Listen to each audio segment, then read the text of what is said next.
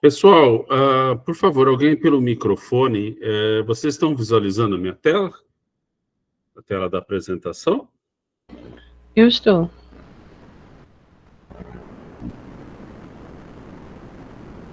Bom, pessoal, vamos dar início, né, ao nosso encontro de hoje, né?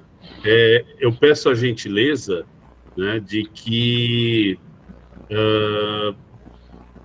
se alguém tiver alguma dúvida, enfim, que por favor faça através do microfone ou então deixe registrado no chat, porque a partir desse momento que eu faço o compartilhamento de tela, eu fico sem acesso à sala, certo?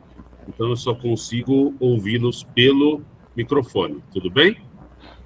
Pelo áudio, desculpe. E aí vocês, por favor, façam os questionamentos através do microfone, tudo bem? Yes. Ok.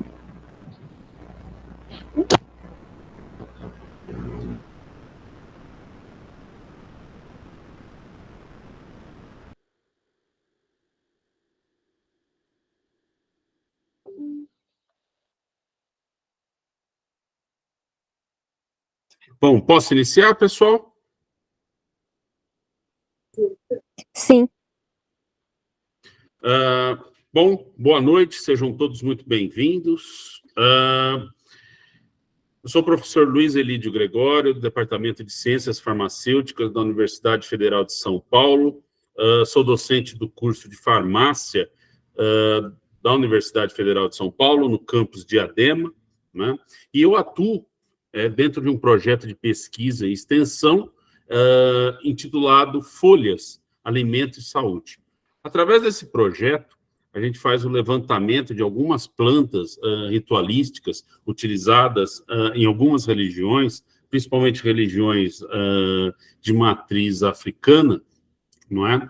E a partir dessas plantas, a ideia deste projeto é coletar essas plantas utilizadas aí de maneira ritualística por estas comunidades, selecionar dentre essas plantas aquelas que possuem ação medicinal devidamente validada pelo nosso Ministério da Saúde, pela nossa Agência Nacional de Vigilância Sanitária, Anvisa, né? E devolver aos membros dessas religiões, à comunidade em geral, informações aí científicas, né, do uso medicinal destas plantas. Então, a questão das plantas ritualísticas, não é?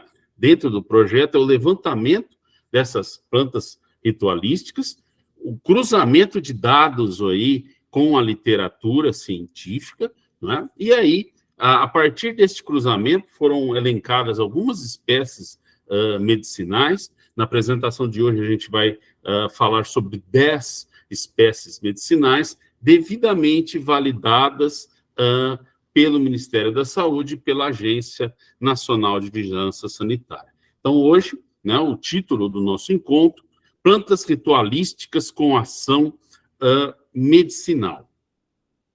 Bom, eu vou iniciar a apresentação falando de alguns aspectos gerais, não é? Alguns aspectos gerais para o uso de toda e qualquer planta medicinal, né? Alguns cuidados que nós temos que ter na utilização de plantas medicinais, ou as chamadas drogas vegetais, né? Só um parênteses, a diferença entre planta medicinal e droga vegetal, né? A droga vegetal é a planta medicinal. Quando eu a coleto, né, eu coleto a planta medicinal, pego a parte dela a ser utilizada e seco essa planta, né? Então, essa é a chamada droga vegetal. Muitas vezes a gente compra essa droga vegetal, né, em lojas de produtos naturais, em farmácias de manipulação, enfim, para fazer os chás, né? A gente vai apresentar alguns exemplos à frente. Mas, enfim, falando dos cuidados gerais aí, não é? Para a utilização de toda e qualquer planta medicinal ou droga vegetal. Primeiro passo importantíssimo e imprescindível: certificar-se da espécie a ser utilizada. A gente vai falar das 10 plantas aí à frente, né? Para cada uma dessas espécies, eu vou falar o nome popular, né? E vou falar o nome científico, aquele nome em itálico. Sempre, pessoal, que vocês forem adquirir a planta, e nossa recomendação é adquirir essa planta em uma loja de produtos naturais de confiança, em uma farmácia de manipulação de confiança, em uma farmácia de confiança, enfim, né? Sempre buscar comprar essa planta pelo nome científico, aquele nome em latim, nunca pelo nome popular, porque a gente pode ter algumas variações de região a região. O nome científico, ele sempre vem gênero e espécie, aquele nome em itálico, em latim, né? Escrito em itálico. E para cada uma das espécies, eu vou falar o nome popular e o nome científico. Nossa recomendação é que, ao comprar, anotem o nome científico e levem anotado para não ter nenhum problema. Então, sempre adquirir a espécie a ser utilizada buscando pelo nome científico. Segundo passo, utilizar a parte correta da planta, o que a gente chama nas ciências farmacêuticas, na área de farmácia, de farmacógeno. O que é isso? Algumas plantas a gente deve utilizar somente as folhas, outras somente as flores, outras a gente pode utilizar a planta toda, outras espécies somente as raízes, e por aí sucessivamente. Então, sempre para cada espécie, observar a parte correta a ser utilizada, que é o chamado farmacógeno. Então, quando fala para utilizar folhas, é para ser utilizado somente as folhas. Ah, mas na embalagem que eu comprei vem folhas e alguns caules. Não, separe os caules, se é para utilizar folhas, somente as folhas. Por que isso, pessoal? A parte correta é a parte do vegetal onde ele armazena a concentração adequada dos princípios ativos, dos constituintes químicos responsáveis pela ação da planta. Ao utilizar a parte incorreta do vegetal, a gente pode incorrer em alguns problemas, de mais brandos a mais sérios. Os problemas mais brandos é o seguinte: como a gente utilizar a parte errada da planta, a gente não vai ter o princípio ativo na concentração adequada, então ela não vai ter o efeito esperado. Segundo, e mais grave, em algumas plantas, se a gente utilizar a parte errada, a gente pode estar ingerindo princípios tóxicos. Daí, a importância de utilizar a parte correta e a espécie correta e a parte correta, né? Folhas, flores, enfim, da planta a ser utilizada. Terceiro cuidado, método correto de extração.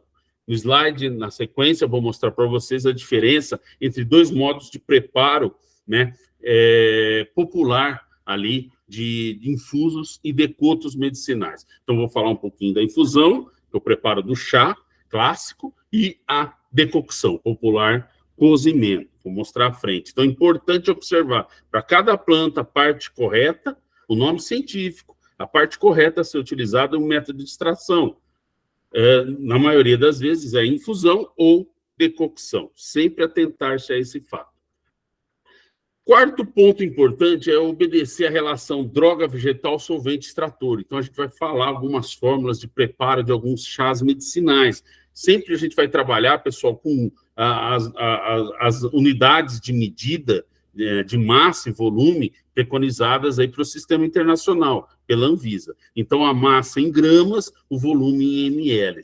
Então, sempre trabalhar com isso. A gente evita, né, essa questão de colheres de chá, colher de sopa, xícaras, enfim, porque são medidas subjetivas. Hoje, né, pessoal, a gente consegue aí por menos de R$50 comprar um kit nessas lojas de utilidades para o lar, né, uma balancinha, né, uma balancinha digital de cozinha. Ela custa aí em torno de R$30, R$40, R$30 na maioria das casas, né, dessas casas de artigos aí de utilidades para o lar, e aqueles copinhos, né? Então, a gente sempre recomenda adquirir um kit, né, para preparar o chá medicinal aí conforme a Anvisa, uma balancinha aí em torno de R$30, dessas de loja de utilidades, aquela balancinha digital, né, de cozinha, e aqueles copinhos dosadores volumétricos, né, ali para medir ml, né? Porque a Anvisa, vou passar o material para vocês, da Anvisa, as recomendações da Anvisa, ela sempre trabalha com massa, né, da planta em gramas e volume do solvente, água ali, na maior parte dos casos, em ml.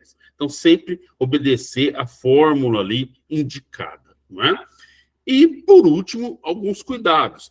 sempre seguir a forma correta de utilização, a posologia, né? Se fala para utilizar até 3 vezes ao dia, até 3 vezes ao dia, por exemplo, as contraindicações. Olha, determinada pessoa que tem pressão alta, tem algum problema, não pode utilizar esse chá medicinal, enfim, sempre se atentar a isso. Reações adversas e as chamadas também interações medicamentosas. Sempre observar todos esses fatores, sendo que esses fatores variam de planta a planta. Então, esses são os cuidados gerais, pessoal, a serem observados aí na utilização de toda e qualquer planta medicinal. Bom, nesse slide, né, à esquerda de vocês observam a infusão e à direita a decocção, né? A infusão é o preparo do clássico chá. Como que é a infusão? Eu aqueço a água separadamente, somente a água. Quando ela inicia a fervura, eu desligo, né? Eu desligo o aquecimento, aí eu coloco a água em contato com o material vegetal. Né? Aí eu começo a contar o tempo, né? 5, 10, 15, 20 minutos, que varia de planta para planta. Então, na infusão, eu aqueço a água separada, quando ela inicia a fervura, eu desligo o aquecimento, aí sim eu coloco a água em contato com o material vegetal e aí inicia a contagem do tempo de extração. Esta infusão, o preparo clássico para chás, né? A infusão é mais recomendada para partes delicadas do material vegetal, como folhas, caules finos, flores, não é? A decocção, à direita de vocês, eu já coloco a água aquecer com o material vegetal já junto. A decocção é o nosso popular cozimento, né? Ela é mais indicada para a extração de partes vegetais duras, como cascas, caules grossos, raízes grossas, enfim. Então, na decocção, eu coloco a planta junto com a água e aqueço tudo junto. A hora que iniciar a fervura, eu conto o tempo de decocção. A decocção, então, é o nosso popular cozimento, né? Como que a gente prepara um alimento, né? A gente cozinha o arroz, cozinha o feijão, para amolecer, né, esses materiais vegetais. A decocção, ela parte do princípio de que, ao utilizar materiais vegetais duros, eu tenho que fazer esse amolecimento, rígidos, né, duros, eu tenho que fazer esse amolecimento prévio do material vegetal para conseguir uma extração adequada. Certo? Pessoal, alguma dúvida até aí? Pode alguém se manifestar? Até agora é tudo tranquilo. Tudo tranquilo? Eu pedi licença só um pouquinho, eu vou interromper o compartilhamento, que eu estou ouvindo algumas campainhas, eu vou ver se tem alguém querendo acessar minha sala, aí eu já libero. Pronto, deixa eu ver se tem mais alguém aqui.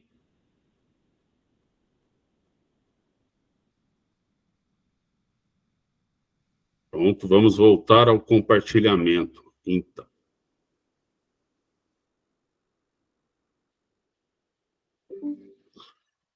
Bom, pessoal, então aí é a questão da infusão e a decocção. Na infusão, recapitulando, aqueço a água separado, quando ela começa a ferver, eu coloco contato com o material vegetal. Na decocção, eu já aqueço a água e o material vegetal, tudo junto, certo? Importante, quando fala infusão, pessoal, é para fazer infusão. Por quê? Se você fizer decocção ao invés de infusão, né, e pede-se infusão, você vai degradar os princípios ativos, certo? Já se você se pede, se é recomendado para determinada planta a decocção e você faz a infusão, você não vai ter aquele amolecimento do material vegetal necessário à adequada extração. Então, sempre observar se é infusão ou decocção e seguir esta questão. Bom, um aspecto importante também é a questão dos idosos, não é? A questão da polifarmácia, né? Polifarmácia é aquele paciente que utiliza vários medicamentos aí de uso contínuo simultaneamente. A chance de um ou mais destes medicamentos apresentar uma interação medicamentosa com o fitoterápico ou até mesmo com o chá medicinal é grande. Então, sempre se atentar aí a orientar, né, os idosos a respeito aí, ou pessoas aí de meia idade que já utilizam medicamentos de uso contínuo, vários medicamentos, né? Tem problema de hipertensão arterial, diabetes, enfim, né? Coagulação sanguínea, enfim, a gente tem vários relatos aí de interações medicamentosas envolvendo fitoterápicos, chás medicinais, enfim, com diversos medicamentos. Eu vou falar alguns deles à frente aí para vocês. Então, sempre se atentar a esta questão. E, normalmente, né, pessoal, a gente sempre deixa o material das referências, o material de apoio para o final da apresentação. Eu gosto de já colocar no início da apresentação, está todo mundo aí com a cabeça fresquinha, enfim, né? Basicamente, pessoal, o que eu utilizei de informações técnicas da Anvisa aí para as plantas foram retiradas desses dois materiais.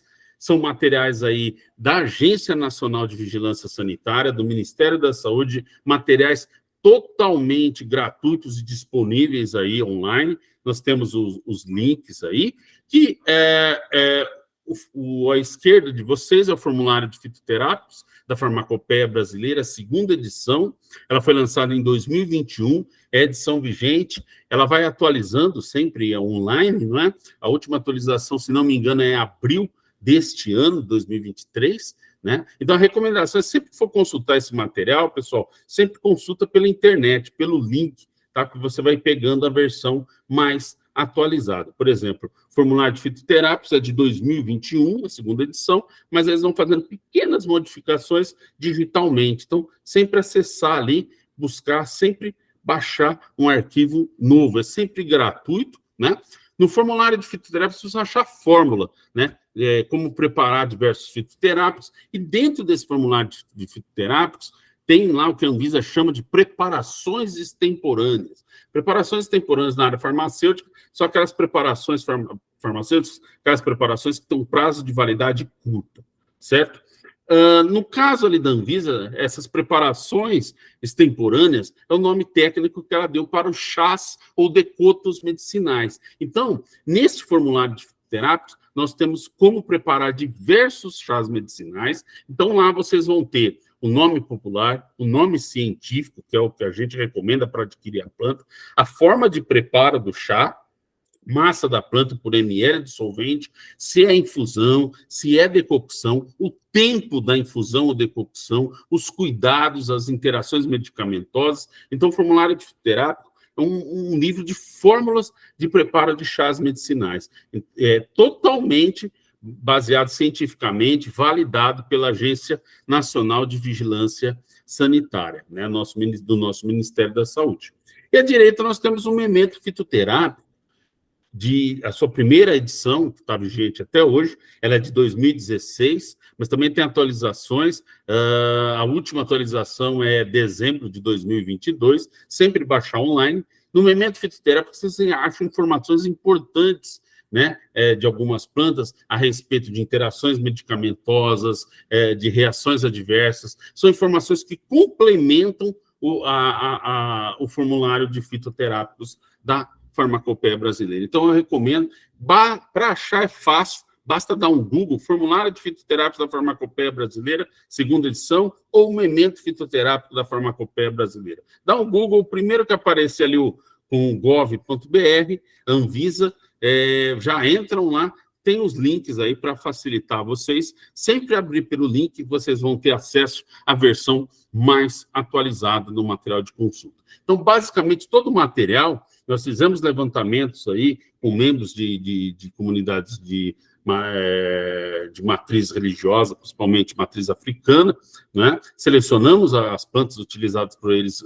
ritualísticas, cruzamos com os dados da Anvisa e aí apresentamos aí os usos medicinais, não é? Validados aí pela Anvisa para algumas dessas plantas que são utilizadas lá na ritualística. Mas também, por que não, essas comunidades ou a população em geral não utilizar essas plantas para fins medicinais, conforme preconizada pelo nosso Ministério da Saúde e Agência Nacional de Vigilância Sanitária.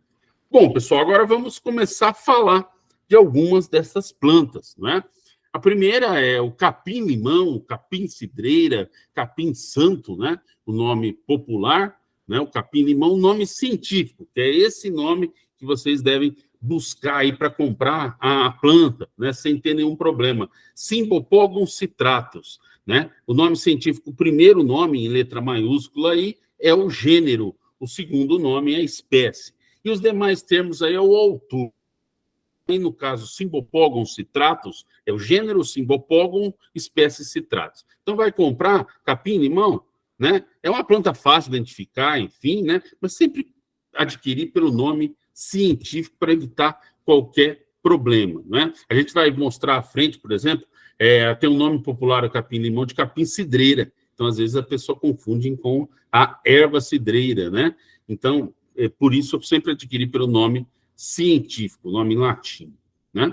O Cymbopogon citratus, como eu havia dito, os nomes populares aí, capim-limão, capim-santo, capim-cidró, capim-cidreira, ou simplesmente cidreira. Aí que está o problema, né? Algumas pessoas retratam como cidreira, aí pode ter uma confusão com a erva cidreira. Só que vejam bem, é capim-limão. Capim-limão é uma parente, uma gramínea, não é um capim, não é uma monocotiledônia. É diferente de uma erva, que é uma folhinha bonitinha, que eu vou mostrar para vocês, a erva cidreira, que é outra planta, Melissa officinalis, né? É uma planta nativa de regiões tropicais da Ásia, principalmente da Índia.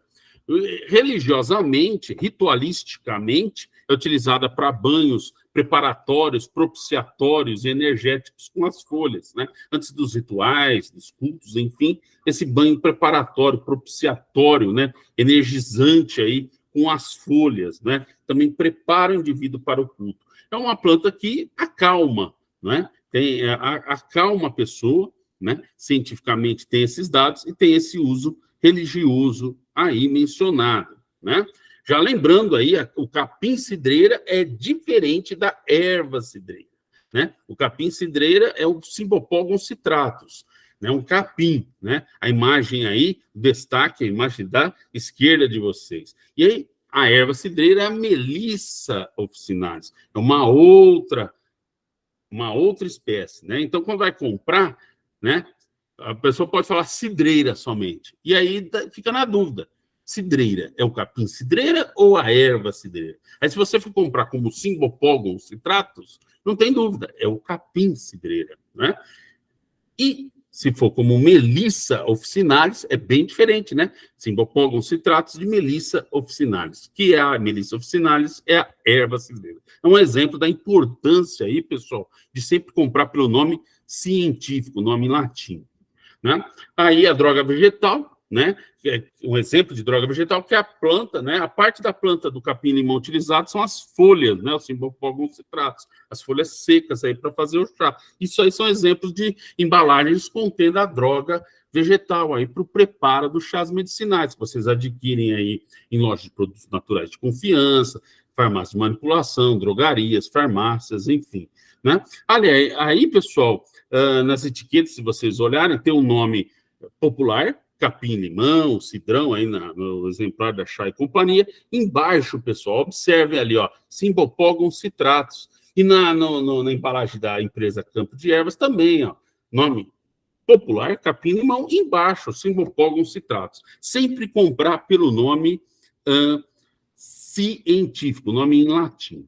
Aí que a composição química do capim-limão, pessoal, alguns constituintes aí responsáveis pelas suas atividades biológicas, os citrais A e B, que é o geranial, o neral, o limoneno, o citronelal, que tem lá na citronela bastante, que também tem no capim-limão, são substâncias que têm diversas atividades biológicas. E as indicações do capim-limão, medicinalmente falando, cientificamente comprovadas, são antiespasmódico, para espasmos, cólicas. Então, ele serve para tratar cólicas, tanto cólicas intestinais quanto cólicas menstruais leves, né? Também ele tem uma ação ansiolítica. Olha que interessante. O capim-limão é utilizado lá nos banhos preparatórios, propiciatórios, energizantes, né? Relaxantes, para fazer os rituais religiosos, né? E a ciência comprova que essa planta, o uso do chá, por exemplo, do capim-limão, tem uma ação ansiolítica e sedativa leve. Então, ele acalma o indivíduo, ele relaxa, de fato, o indivíduo e combate também cólicas leves, tá? Cólicas intestinais, né? Ou menstruais, os chamados espasmos. Então, por isso, tem uma ação anti-espasmódica. Forma de preparo do chá. Aí, tudo isso aí, pessoal, é um slide, por exemplo, essas informações retiradas lá do formulário de fitoterápicos da farmacopeia brasileira. Então, ele fala lá, ó, capim-limão, né? São as folhas do Cymbopogon citratus, as folhas secas. Vocês vão utilizar de 1 a 3 gramas. Ele sempre trabalha com intervalos, na maioria dos casos, né? De 1 a 3 gramas.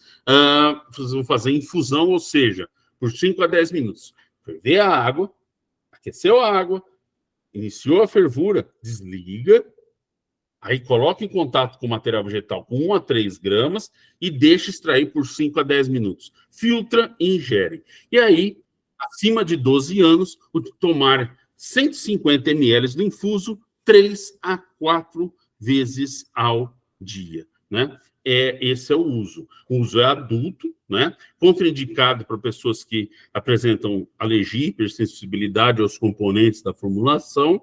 Só tem um jeito de saber utilizando, né? Ao persistir em sintomas durante o uso, né, o médico deverá ser consultado. Uso contraindicado durante a gestação, lactação e menores de 18 anos, devido à falta de dados adequados que comprovem a segurança nessas situações. A Anvisa, pessoal, de uma maneira geral, quando a gente fala de gestantes, né, mulheres que estão amamentando, não recomenda a utilização de chás, né, medicinais aí por gestantes, mulheres que estão amamentando, justamente porque não se tem um conhecimento completo, científico, com certeza, de que não faz mal. Então, na dúvida, a Anvisa não recomenda a utilização. Isso é um motivo de grande polêmica ali na classe médica, mas, de uma maneira geral, a Anvisa não recomenda a utilização de chás medicinais aí por gestantes e mulheres que estão amamentando, né? No caso específico do capim-limão, é recomendado acima aí, dos 18 anos. Não deve ser utilizado também por pessoas com afecções cardíacas, renais, hepáticas ou portadores de doenças crônicas, aí, renal, hepática, cardiovascular. Não associar a depressores do sistema nervoso central. Isso é muito importante, pessoal.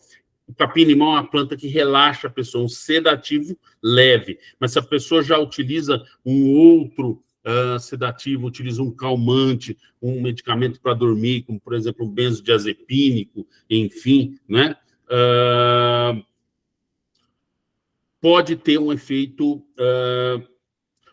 aditivo, né, do capim-limão. Então, não é recomendado. Em doses elevadas, né, o uso do capim-limão pode causar uma sedação excessiva, uma síncope.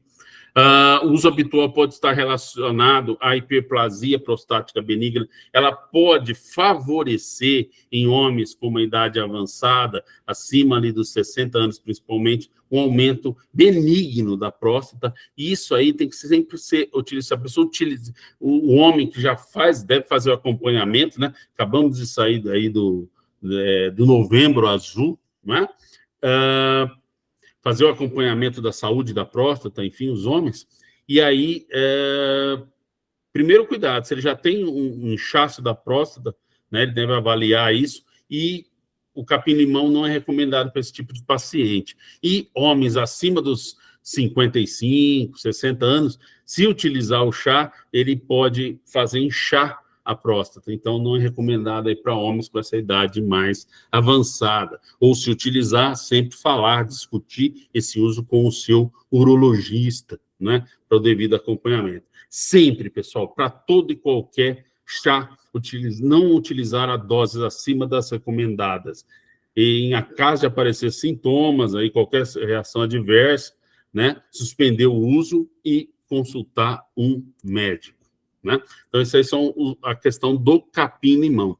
Vamos falar um pouquinho da melissa, né? Officinalis, né? Antes a gente estava falando do capim-cidreira, vamos falar da erva cidreira, né? Da melissa officinalis, né? É uma planta parecida ali, né? Parente da hortelã, né? Que é a menta, né? As plantas do gênero menta, são todas plantas da família Lamiaceae, né? E são plantas aromáticas, com aroma, né? Então, muito parecidas suas folhas, as folhas da melissa com o hortelã, né? Um parente da mesma família botânica da hortelã, que é da menta, as plantas do gênero menta. Menta escrito com menta, com TH, né? As indicações da erva cidreira, né, medicinalmente falando, também uma planta alívio da ansiedade, insônia leve, e também auxilia no tratamento de queixas gastrointestinais leves, como, por exemplo, distensão abdominal, aquele inchaço, né, aquela má digestão, né, auxilia e também trata ansiedade e insônia leve, né? Religiosamente falando, a erva cidreira, ou a melissa, ela está presente em defumadores para equilíbrio e harmonia do ambiente e para acalmar. Então, uma planta que, quando a gente coloca ela no defumador, está queimando ela, está liberando os óleos essenciais da melissa. E muitos componentes desses óleos essenciais, do óleo essencial da melissa, acalma a pessoa, né? A questão da aromaterapia. Acalma a pessoa, a ciência demonstra isso. Então, tem esse uso na religiosidade, mas também comprovada aí essa ação para acalmar pela ciência. Aí alguns constituintes químicos, citral, citronelol, né?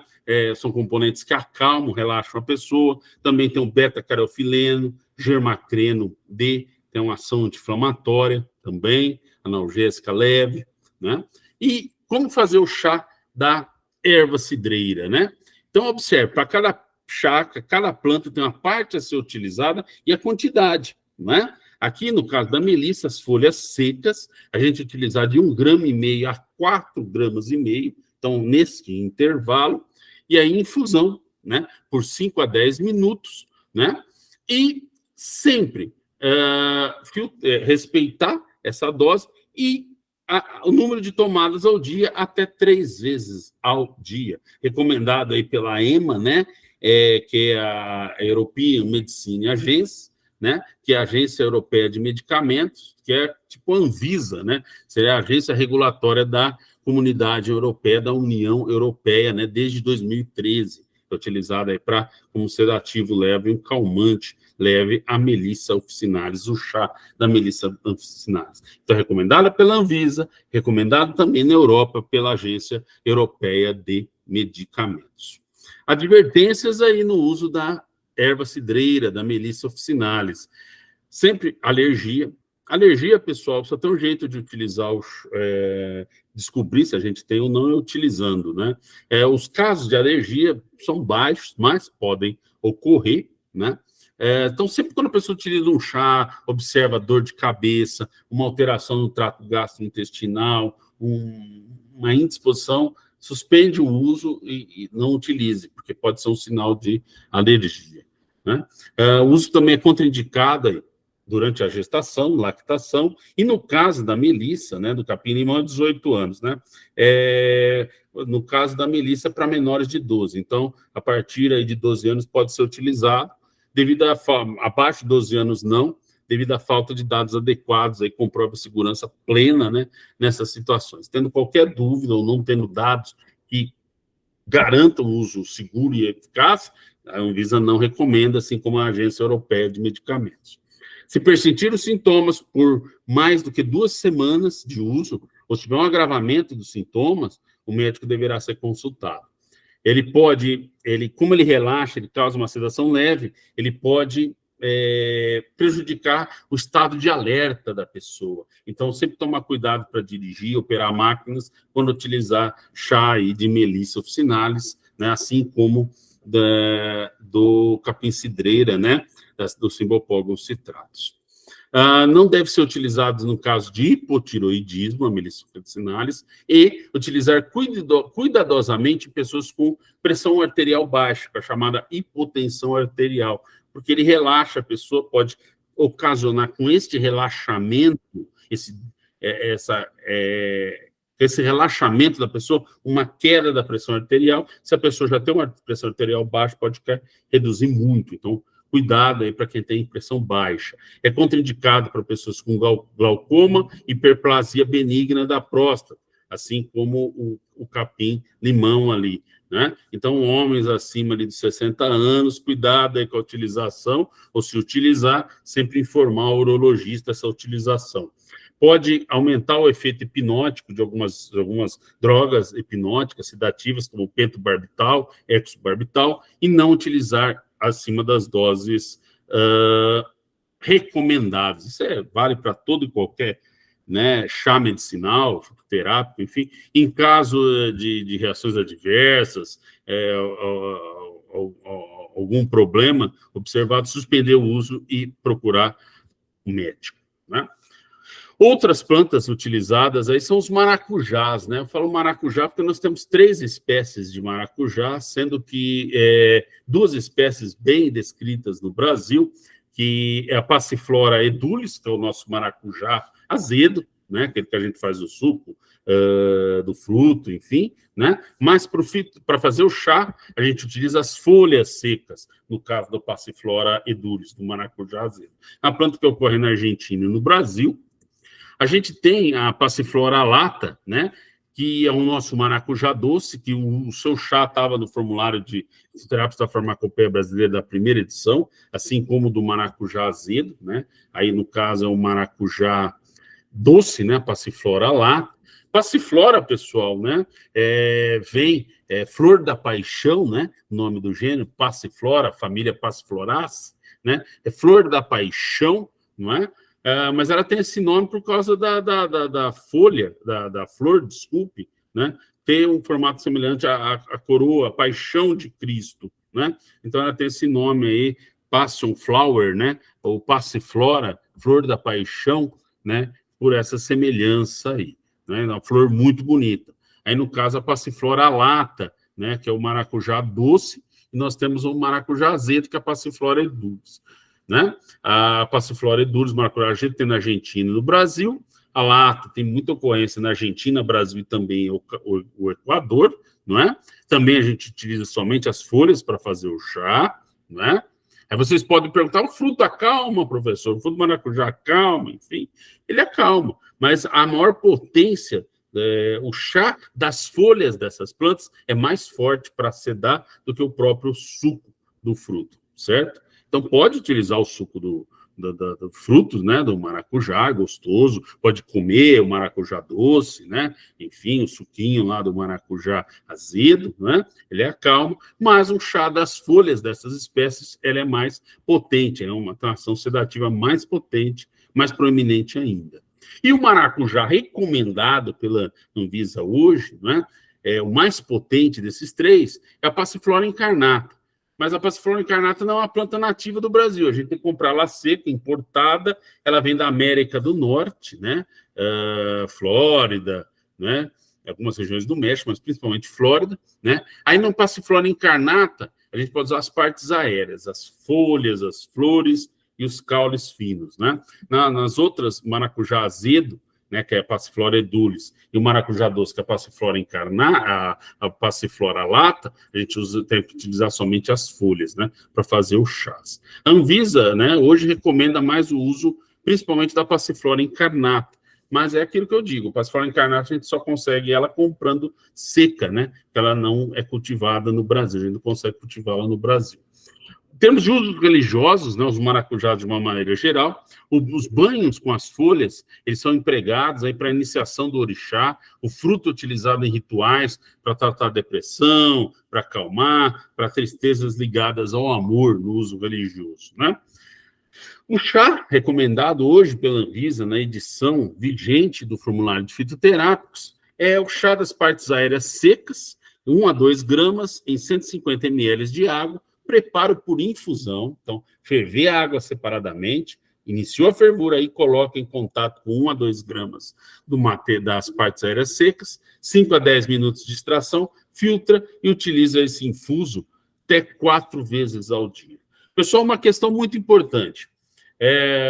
Professor, eu tenho que tomar 4 vezes ao dia. Eu posso, respeitando esta proporção aí, ao invés de preparar 150 ml de chá, eu já preparo 600 ml já para as 4 tomadas do dia, Preparo, tomo a primeira parte, as outras 3 partes que eu vou tomar ao longo do dia, eu coloco numa garrafa PET, enfim, numa jarra, e coloco na geladeira. Pode isso ou não?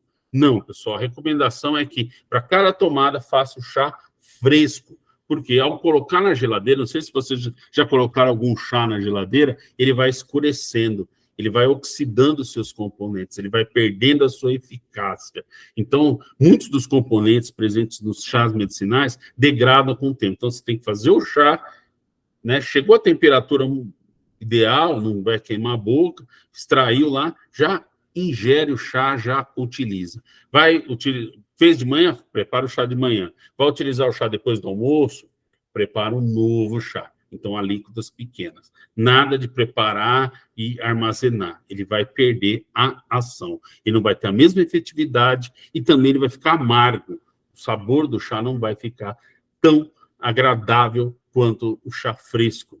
Então, tem essa questão do sabor e a questão primordial, que é a questão da eficácia. Pode observar, qualquer chá que vocês preparem e colocam na geladeira, com o tempo ele vai escurecendo. E se ele está escurecendo, é por quê? Antes ele está um amarelinho claro. Aí você vai lá ao final do dia, mesmo armazenando na geladeira, ele já está um castanho. Ocorreu o quê? Oxidação dos componentes ativos. Hidrólise ali, enfim. Então, isso vai fazendo com que o chá perca a sua eficácia. Há alguns componentes químicos aí, né? Armina, vitexina, isovitexina, da passiflora encarnata, são substâncias responsáveis pelo seu efeito sedativo, calmante, né? Então, ele é indicado no alívio da ansiedade e sono leve, um uso a partir dos 12 anos de idade, né? Como advertências, o maracujá sempre é recomendado o uso até 2 semanas, né? Se você não observar melhor ou pior, um agravamento do quadro clínico, a pessoa continua com ansiedade, dificuldade para dormir, procura um médico, né? O médico deverá ser consultado.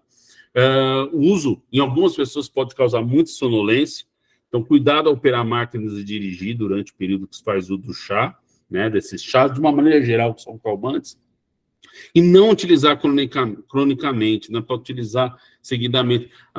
Vocês viram vários chás aí para acalmar, né, pessoal? Capim-limão, melissa officinalis, né, erva cidreira, passiflora. Então, vocês podem ir alternando esses chás aí, já que a ansiedade é um problema aí de insônia, né? Ansiedade, um problema de saúde pública muito comum. Então, a maneira é alternar esses chás aí, né? Ele pode potencializar, assim como nós vimos lá para erva cidreira, o capim cidreira também, potencializar esse sedativo. Então, se você já toma um medicamento sedativo, sintético, industrializado, você vai utilizar um chá sedativo para potencializar esse efeito. Então, cuidado. Na passiflora tem presença de cumarinas, né? Cumarinas, elas reduzem a coagulação sanguínea. Então, se a pessoa já utiliza anticoagulantes, cuidado, né? E aí também o uso do chá da passiflora encarnata com algumas drogas inibidoras de uma enzima da monoaminooxidase, né? Como a isocarboxida, a fenilzina, a tranilcipromina, pode potencializar o efeito dessas drogas, né? Já que a monoamina são drogas que inibem a monoaminooxidase, né? E aí o uso concomitante com a passiflora pode prejudicar essas drogas, na verdade, potencializar o efeito destas drogas.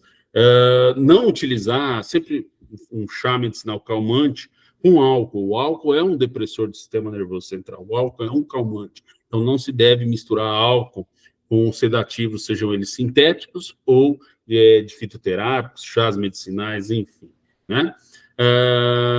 Pode, em alguns casos de alergia, causar asma, é raro, mas pode ocorrer, e sempre respeitar as doses, né? E no caso de aparecer algum evento adverso, dor de cabeça, manchas no corpo, coceira, enfim, suspender o uso e procurar um médico, né? Então, esses são a passiflora, né? Falar um pouquinho do gengibre, né?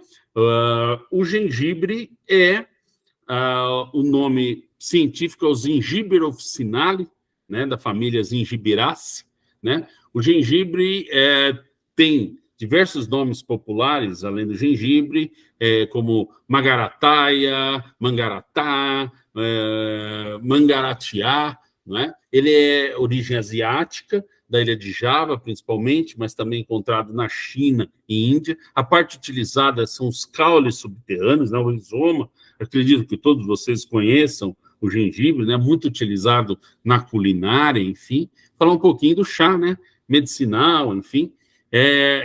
Aí as flores do gengibre, a flor é muito linda, né? A gente quase não vê, a gente só vê o rizoma, né, o caule subterrâneo do gengibre quando a gente adquire, né? Algumas características aí do vegetal, né? As flores de coloração amarelada, algumas avermelhada, amarelado, avermelhado. Aí as fotos, né, das flores do gengibre, uma flor muito bonita, mas o que a gente utiliza são os rizomas, né? Os caules subterrâneos. Em termos de uso religioso, tem uma importância muito grande para algumas religiões de matriz africana. É a bebida sagrada dos orixás, conhecida como aruá ou aluá, de origem afro-indígena, atrai prosperidade e saúde, né? Lá na Ásia também é muito utilizado, né, o gengibre para atrair prosperidade e saúde também. Então tem esse uso na Ásia, tem esse uso aí também nas culturas afro-indígena brasileira, né? Junto com os indígenas brasileiros aqui, né? O aluá tem seu nome proveniente do quimbundo, né? O aluá, né? Então, o aluá é essa bebida sagrada dos orixás, é feita à base de várias plantas. Dentre essas plantas tem o gengibre, né? A droga vegetal, né? A gente sempre recomendado a pulverizada, a droga cortada, ou pó, né, para melhorar a extração, já que o gengibre seco ele é muito duro, muito rígido, né, quando você seca, né? Também utilizado em sprays bucais aí, né, balas de gengibre cristalizado, enfim, para afecções da garganta, tem uma ação antisséptica excepcional o gengibre. Alguns constituintes aí que têm ação anti-inflamatória, antisséptica, né? O gingerol, o chagual, o gingibereno, a gingerona, né? E em termos de indicações, além de infecções, inflamações da garganta, da cavidade bucal, ele tem algumas ações medicinais, como antiemético, evita o vômito, a náusea, trata a náusea, antidispético, trata a má digestão, né? Tem um uso expectorante também, e o tratamento da cinetose. Cinetose é aquela náusea do viajante, né? Aquela pessoa que vai fazer uma viagem de carro, né, pelo interior de Minas, por exemplo, aquelas estradas com curvas, né? Passam mal, vai em um navio, passa mal, algumas em avião passam mal. Então, uma alternativa aí natural aos medicamentos sintéticos é 1 hora antes, 30 minutos antes de viajar, utilizar o chá de gengibre. Previne a questão da náusea, né? A substituição é o Dramin e outras drogas aí sintéticas, né? Para tratamento da náusea, né? Da cinetose, né? Que é o enjoo, as náuseas do viajante. O gengibre, o chá do gengibre é feito com os rizomas, né, que são os caules subterrâneos. A gente deve usar o pó, droga vegetal seca e pulverizada, preferencialmente, de 0,5 a 2 gramas em 150 ml de água. Ingerir uso interno, acima de 12 anos, e ingerir após extrair por 5 minutos, ingerir os 150 ml do infuso. Nunca utilizar crianças abaixo dos 6 anos de idade. Uso é contraindicado, né, para gestantes, lactantes, pessoas com cálculos biliares, irritação gástrica e hipertensão arterial. Esse é um ponto importante. Pessoas que têm pressão alta, cuidado com o uso de gengibre, seja chá, seja na alimentação, uso moderado. O gengibre aumenta a pressão arterial em consideráveis porções, né, em doses consideráveis. Então, cuidado com a utilização do gengibre para quem é hipertenso. Tanto que doses muito elevadas podem causar as arritmias cardíacas e depressão do sistema nervoso central. Também, dependendo da dose, pode apresentar irritação gástrica, e quanto mais elevadas, pode gerar cólicas em algumas pessoas e hipertensão arterial e até tonturas, né? Então, cuidado, hipertenso, utilizar o chá do gengibre, né? Sempre aparecer um evento adverso, tontura, irritação gástrica ou aumento da pressão arterial, suspender o uso, consultar o médico, né?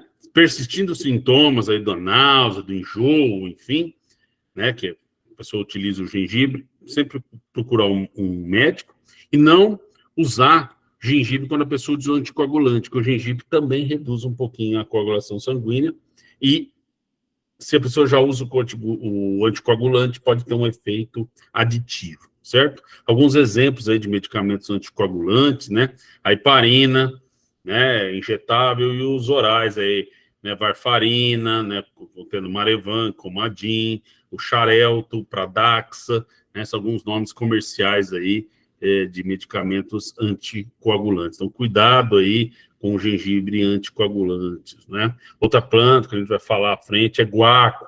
Cuidado no uso de guaco com anticoagulantes também, porque o guaco reduz um pouquinho a coagulação sanguínea. Se a pessoa já utiliza um anticoagulante, cuidado com chás ou xaropes de guaco, né?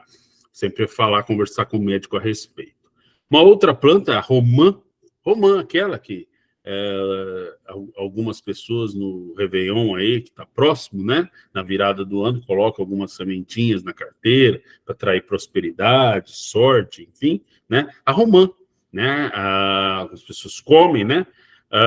Púnica granatum, né? O nome científico, né?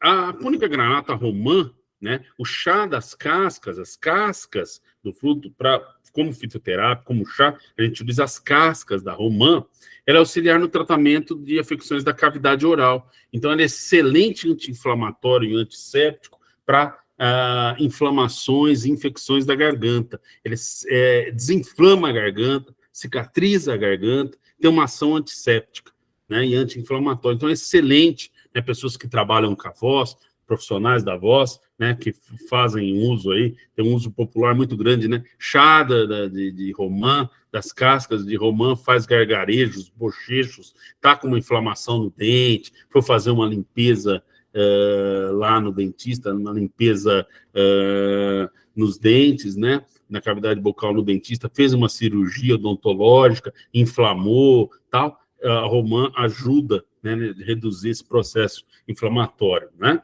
Então, uso medicinal para bochechos, gargarejos do chá. Ele nunca deve engolir o chá da romã, né? Mas a gente deve fazer gargarejos, bochechos e cuspir, né? Religiosamente, o banho da romã é utilizado para abrir o olho para si mesmo, para conscientização da pessoa, proporciona também união de amigos e familiares, enfim. Então, a planta também é utilizada religiosamente, né? Mas cientificamente comprovado, tratamento de infecções, inflamações da garganta. Aí, alguns constituintes da romã, delfinidina, cianidina, né? A pelargonina e o flavonoide quercetina, né? São constituintes fenólicos que responsáveis por ação anti-inflamatória, né? Da romã e antisséptica, antimicrobiana da romã, né? Então, a gente sempre utiliza aí, segundo o formulário de fitoterápicos, o pericarpo. O pericarpo é a casca, tá? A casca do fruto. A casca do fruto da romã, sempre de 0,9 a 1,1 gramas, né? Normalmente a gente diz o meio, né? 1 grama, né? Em 150 ml de água, infusão das cascas, do fruto pulverizado, então pó, para fazer infusão, né? Ou pulverizado, ou pelo menos fragmentado, rasura cortado, né? Em fragmentos pequenos, durante 5 minutos. Forma de utilização, fazer bochechos ou gargarejos 3 vezes ao dia. Nunca engolir, sempre bochechos e gargarejos. É para afecção da cavidade bucal, não para ingerir, né? Então, uso adulto, contraindicado para pessoas que têm alergia, né? Ao persistir os sintomas, procurar um médico, suspender o uso, procurar um médico. Uso também, olha aí, contraindicado durante a gestação, lactação, no caso específico da romã para menores de 18 anos, devido à falta de dados seguros nessas condições. O uso contínuo não deve ultrapassar 15 dias, semelhante aí o que a gente observa para o chá da passiflora, né, para acalmar, o da romã, os bochechos, os gargarejos, pessoal, 15 dias, não ultrapassar. Pessoal, sempre tem uma inflamação na boca, passou de 15 dias, é melhor procurar um médico, procurar um dentista, olhar, né, porque não é normal um processo inflamatório além de 15 dias, tem que ser feita uma investigação, né? Então, sempre procurar um profissional aí de saúde bucal, um dentista, pode ser procurar, no caso da boca, um médico, né? Sempre, você pode até utilizar 15 dias, parar 7 e depois voltar mais 15. Mas sempre, pessoal, tiver um machucado na boca, 15 dias, uma ferida, não cicatriza, vá ao dentista, né?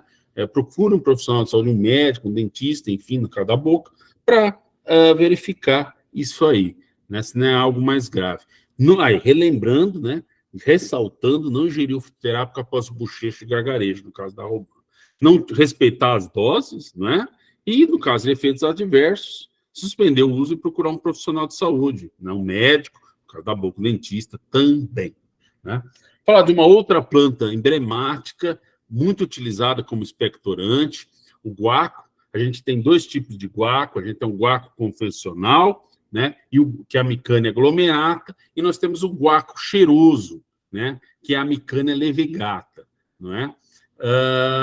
As duas plantas têm o mesmo uso, a diferença é que a levigata tem uma concentração maior de princípios ativos, então na hora de fazer o chá a gente usa uma quantidade menor, mas as duas plantas têm o mesmo uso, o formato da folha é muito semelhante da Micânia aglomerata da levigata, formato de coração, né? Folha cor de folha. É que a levigata, a folha é um verde um pouco mais escuro, mais intenso, e o cheiro, aquele cheiro adocicado, aquele aroma adocicado do guaco, que dá aquele aroma é a substância cumarina, que é utilizada na perfumaria, né? Tem vários perfumes aí que utilizam cumarina, então odor agradável, né, da cumarina. E essa cumarina é um dos princípios ativos, aí é um marcador ativo, né, do guaco, né, dos xaropes de guaco, dos chás de guaco, enfim. É uma planta da América, né, ocorre na América do Sul, principalmente Argentina, Paraguai, Uruguai. No Brasil é disseminada por todo o Brasil, tanto a Micânia aglomerata como a levigata, né? Uso religioso, os guacos, de uma maneira geral, né? São utilizados para defumação do ambiente, aquele odor de cumarina, né? E banhos energéticos de descarrego, banhos também para descarregar, para preparar a pessoa para rituais religiosos, também defumação do ambiente. A cumarina é muito agradável, o aroma, né, da cumarina, então tem esse uso religioso. Aqui a droga vegetal, que é a planta seca, né? As folhas da cumarina, para chás medicinais. E também nós podemos adquirir o xarope, né, de guaco, de uma farmácia de manipulação, de confiança, ou então um xarope industrializado, como, por exemplo, do laboratório herbário, ou então de uma farmácia de manipulação da sua confiança, né? O princípio ativo é a cumarina, que tem um aroma doce característico, é uma substância muito agradável, também utilizada na perfumaria. Segundo a Anvisa, na Instrução Normativa 2, de maio de 2014, vigente até hoje, a dose diária deve ser de 0,5 a 5 miligramas de cumarina dia. A pessoa deve ingerir para ter essa ação expectorante, né? Tem a ação do sistema respiratório, tratamento de ação expectorante. Então, o guaco é muito utilizado medicinalmente, uso sazonal, né? Na época do inverno, né? No inverno brasileiro, enfim, na ocasião dos problemas respiratórios, né? Utilizado principalmente como expectorante. Aí, pessoal, os dois usos, né, para fazer o chá, a Micânia aglomerata, para fazer o chá 2 a 3 gramas das folhas, né, infusão por 5 minutos em 150 ml de água, tomar o infuso até 3 vezes ao dia. Na levigata, ela é mais forte, ela tem uma concentração 5 vezes mais forte que o marinho, então você usa 5 vezes menos folhas para fazer o chá. Então, no caso da Micânia levigata, você usa de 0,4, desculpe, a 0,6 gramas. Normalmente, 0,5 gramas, né? Por infusão, né? Por 5 minutos, e aí de 2 a 3 vezes ao dia, né? Normalmente, que a gente compra, que a gente acha a mais comum é a micânia glomerata, tá? Então, basicamente, está lá, micânia glomerata usa 2 a 3 gramas das folhas. É mais difícil encontrar a lebigata, mas, caso vocês encontrem, essa utilização aí é uma quantidade menor. Lembra que eu falei que o guaco tem uma ação anticoagulante, né? Então, pessoas que já utilizam anticoagulante, né, devem tomar cuidado na utilização do guaco, alertar o médico, não é recomendado o uso, porque o guaco ele tem nas suas, uma planta da família Asteraceae, várias plantas da família Asteraceae têm substâncias que reduzem a coagulação sanguínea, né? E aí, a cumarina é uma delas, né? E se você já toma anticoagulante e toma junto, a cumarina pode cair muito seu fator de coagulação sanguínea, e aí ter problemas aí, enfim, problemas hemorrágicos, né, vasculares. Então, recomendada a parcimônia. E doses acima das recomendadas pode causar diarreia, náuseas, né, vômitos, né? Pacientes com problemas hepáticos, cuidado aí com o uso prolongado, pode ter toxicidade, uso prolongado. O guaco é para ser utilizado sazonalmente, né? Para tratar ali uma ação expectorante, numa gripe, num resfriado ali, mais sério, né? Mulheres grávidas aí não é recomendado, assim como vários chás, e aí os anticoagulantes, né? Cuidado aí com a questão aí do uso de coagulantes aí com a cumarina presente no guaco, né? O chá de guaco aí tem cumarina, interage com os anticoagulantes. E aí, os que também interferem na coagulação são os anti-inflamatórios não esteroidais, né? Aspirina, cataflã, Tilenol. Então, cuidado ao utilizar. Muito comum a pessoa com gripe utilizar anti-inflamatórios, né? Resfriados, enfim, problemas respiratórios, aí utiliza o chá de guaco. E se a pessoa já utiliza junto um anticoagulante, por algum outro problema de saúde, trombose, enfim, pode ter um problema sério ali, né? E aí outros anti-inflamatórios também interferem aí, né? São chamados AINES, né? Os anti-inflamatórios não esteroidais, né? Além daqueles mencionados aí, piroxicam, indometacina, cetoprofeno, ibuprofeno, naproxeno, né? A dipirona, novalgina, né? Enfim, são anti-inflamatórios aí não esteroidais que podem, junto com a cumarina, reduzir a sua coagulação sanguínea. Então, cuidado a utilizar chá de guaco com essas preparações, tanto anti-inflamatórios não esteroidais, quanto anticoagulantes, né? Boldo brasileiro, uma das plantas aí, ritualisticamente falando, das plantas de matriz africana, né? É muito utilizado. O boldo brasileiro, chamado boldo de jardim, na verdade, esse boldo brasileiro é o boldo africano, né? Vem da África, aí aclimatou bem no Brasil, é o boldo brasileiro, boldo africano, boldo do Brasil, é o Plectranthus barbatus. Ele é diferente, pessoal, daquele boldo do Chile, que é o Pelmus boldo, né? O Pelmus boldos é lá do Chile. Ele o cultivo dele no Brasil não deu certo, não conseguiu aclimatar. Então o boldo do Chile a gente só consegue comprar ali na loja de produtos naturais, na farmácia de manipulação, no supermercado, ele seco, que ele vem importado. O boldo que a gente tem no quintal, que a gente consegue cultivar no Brasil, é o Plectranthus barbatus. Aí tem várias espécies do gênero Plectranthus, mas o boldo mesmo que a gente deve utilizar, o boldo brasileiro, que tem ação digestiva, é o Plectranthus barbatus. Ter uma ação digestiva funciona assim como o boldo do Chile, que também tem ação digestiva, tá? Só que o boldo do Chile é outra planta, é Pelmus boldus, né? Molina, né?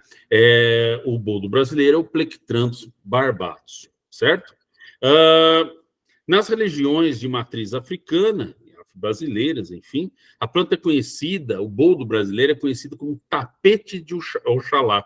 É muito utilizada na preparação de banhos rituais, as chamadas saçanhas, né? Saçanhas. E o que é uma saçanha, né? Saçaim, saçanha, é um nome que se dá ao ritual de cantar as folhas sagradas nessas religiões, que é quando vai preparando essas folhas, eles vão fazer uma série de cânticos, de cantigas tradicionais, que vem lá da África, e preparar essas folhas, para que essas folhas tenham a energia vital dela, que se extraia o chamado sangue, né? O sumo, a energia, o sangue da origem vegetal, né?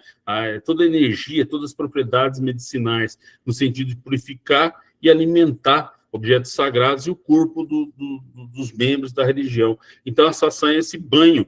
Esse banho utiliza várias plantas, né? Várias folhas que eles vão preparando, cantando, né? E uma das folhas mais utilizadas, isso é para purificar as pessoas, melhorar a energia, o boldo brasileiro, o boldo africano, que é o Plectanthus barbatus, né? Isso ritualisticamente falando. Cientificamente, trazendo para o uso medicinal, o boldo é um excelente digestivo, tratamento da má digestão, da dispepsia, não é? E aí, a gente utiliza o chá de 1 a 3 gramas das folhas, por infusão, 20 minutos, né? Em 150 ml de água. Então, ferve a água, iniciou a fervura, desliga, coloca em contato com 1 a 3 gramas do material vegetal, infusão por 20 minutos, filtra e vai utilizando ali logo após o preparo, né? Uso adulto, contraindicado para pessoas alérgicas, não utilizar por mais de 2 semanas, se persistir os sintomas, está com má digestão por mais de 2 semanas, é problemático, tem que procurar um médico. Pessoa que tem, como ele é um digestivo, ele aumenta o funcionamento do fígado e a produção do suco biliar e liberação desse suco biliar pela vesícula biliar. Pessoas que têm problemas no ducto biliar, como vai trabalhar muito a vesícula biliar ao você utilizar, você não deve utilizar o boldo. As pessoas que têm pedras, né, na vesícula, né, cálculos na vesícula, doenças hepáticas também, porque vai forçar o fígado a trabalhar, a produzir bile. Aí quem tem problemas nessa região, pâncreas também, né, deve evitar. Gestantes e lactantes também, como vários chás, de uma maneira geral, não é recomendado, né? Tem presença de alguns alcaloides aí que as lactantes pode causar neurotoxicidade passar na criança, então não é recomendado, né? Assim como o uso para crianças não é recomendado, né? Não usar por mais de 4 semanas e respeitar as dosagens. Aqui alguns componentes ativos, né, digestivos aí do boldo brasileiro, a forscolina, a barbituzina e a flectrinona A, são constituintes aí do boldo brasileiro, né? E partindo para a reta final aí das nossas plantas ritualísticas, a pitangueira, né? Tem fruto da pitanga, né? Muito saboroso, a Eugênia uniflora, pitangueira, só que medicinalmente a gente usa as folhas, né? No uso religioso, as folhas são utilizadas para banhos propiciatórios, preparatórios, energéticos, né? Para os cultos religiosos, e uso medicinal, o chá das folhas, ele trata diarreia leve, não infecciosa. A pitanga contém algumas substâncias, constituintes fenólicos, como flavonoides, taninos, que reduzem a diarreia, né? Então, a pitangueira tem uma excelente propriedade aí. O chá, infusão de 3 gramas das folhas, em 150 ml de água, previamente fervida, por 15 a 20 minutos, né? Filtrar e ingerir, né? E aí, pessoal, sempre usar em quantidades pequenas da pitangueira, né? Você vai ingerindo aí 30 ml de infuso após cada episódio de diarreia, até 10 vezes ao dia. Então, esse é o único dos chás que você prepara e pode ir usando aos pouquinhos. Então, cada preparo desse, você vai quebrando em 5, né? Doses, aqueles copinhos pequenos de café, de 30 ml, né? Então, você vai preparando e usando aí até 10 vezes ao dia, né? O uso é contraindicado durante gestação, lactação, para menores de 18 anos, ele não tem dados seguros, né? O uso desse produto pode causar constipação, né? Ele trata diarreia, se você utilizar em algumas pessoas, pode travar o intestino da constipação. Então, aí, observar caso suspender o uso, né? Pessoas que têm alergia, só tem um jeito, utilizando, e ao pressentir os sintomas, o médico deverá ser consultado. Não utilizar mais do que 2 preparos desses, 300 ml ao dia, certo? Somente para problemas de baixa gravidade, a diarreia intensa, mais de 10 vezes ao dia, diarreia, procurar um médico, porque a chance de desidratação é muito grande, né? Pode haver risco para pessoas que têm arritmia, insuficiência cardíaca, pessoas que utilizam o chá, não recomendo, tem problema cardíaco, tá? Não utilizar. E respeitar as doses, né? Em caso de aparecimento dos efeitos adversos, suspender o uso. No caso, então, da pitangueira, são 30 ml do chá, né? Até 10 vezes ao dia. Então, não utilizar mais do que 300 ml do chá ao dia, né? Uma outra planta medicinal, né, também utilizada na ritualística, é o cabelinho do milho, né? Do milho, os ia mais, né? Uso religioso, os grãos e os cabelos do milho são utilizados para atrair prosperidade. No medicinal, o chá dos cabelos do milho, chamado nome técnico para os cabelos do milho, é estigmas. Ele possui ação diurética. Excelente diurético, uso popular muito grande do chá dos cabelos do milho, e a ciência comprova, o chá está no formulário de fitoterápicos da farmacopeia brasileira, vocês vão utilizar de 0,4 a 0,6 gramas dos cabelos do milho em 150 ml de água, né? E aí utilizar 150 ml do chá de 3 a 6 vezes ao dia, né? Para diurese, né? Para ter uma ação diurética. Uso adulto, ao persistir os sintomas, o médico deverá ser consultado, não recomendado, olha aí, chás medicinais não são recomendados durante gravidez e lactação. O estigma do milho pode causar algumas reações em pessoas suscetíveis, né, alérgicas, enfim. Então, tem que observar qualquer reação adversa, suspender o uso, procurar um médico. Pessoas que têm problema renal, né, síndrome nefrótica, problemas renais, não utilizar, né, e não utilizar como edema decorrente de insuficiência renal hepática, para tratamento de uma diurese leve, então um probleminha ali, precisa urinar um pouquinho mais e tal, o chá dos estigmas do milho. Nada para insuficiência renal grave ou cardíaca. Aí tem acompanhamento médico, muitas vezes internação, tratamento médico personalizado, específico, né, para aquela pessoa, para acompanhar de perto, né, a função renal e cardíaca da pessoa, né.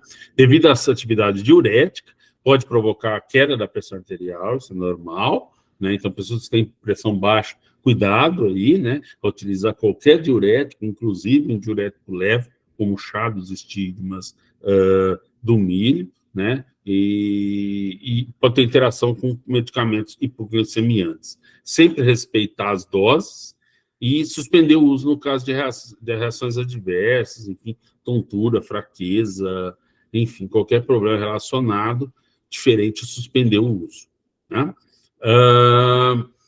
Outra planta, também utilizada, as folhas muito utilizadas, é a goiabeira, né? A Psidium guajava, né?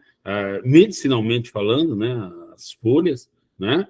Mas no religioso são os caules, né? Os caules finos da goiabeira são utilizados como baquetas, né? Para a baquetinha dos instrumentos de percussão, dos atabaques, né? Aí utilizado nos rituais aí, né? Nos instrumentos de percussão, né?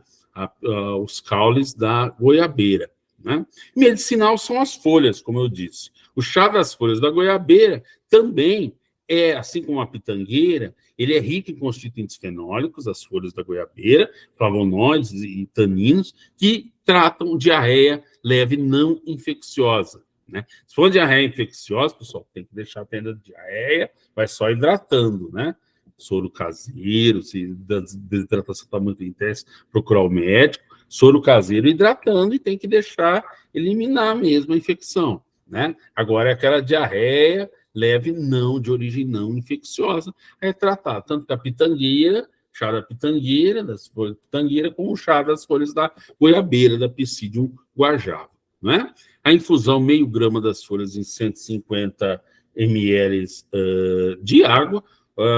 O modo de uso, ingerir 150 ml do infuso, né? O preparo aí com meio grama, então meio grama das folhas, ferve, aquece a água, 150 ml de água, iniciou a fervura, desliga o aquecimento, coloca em contato com as folhas, meio grama, e deixa ali extrair, né? 5, 10 minutos, enfim, e aí filtra e ingerir 3 a 4 vezes ao dia, a partir dos 12 anos de idade. Não é recomendado da Psidium guajava, as folhas, como interfere um pouquinho com a glicemia, enfim, diabéticos não devem utilizar, cardiopatas, não é? Não devem utilizar a Psidium guajava. Respeitar as doses, né? A goiabeira, o chá da goiaba, das folhas da goiabeira. Não utilizar em doses acima das recomendadas, e em caso de aparecer eventos adversos, enfim, suspender o uso e consultar um médico, né? Algumas referências aí a respeito do chá da Psidium guajava. E finalizando ali o nosso encontro de hoje, um agradecimento especial, né, ao deputado Vicentinho pela destinação de emenda parlamentar para o desenvolvimento desse projeto, né, projeto de pesquisa e extensão, Folhas, Alimentos e Saúde.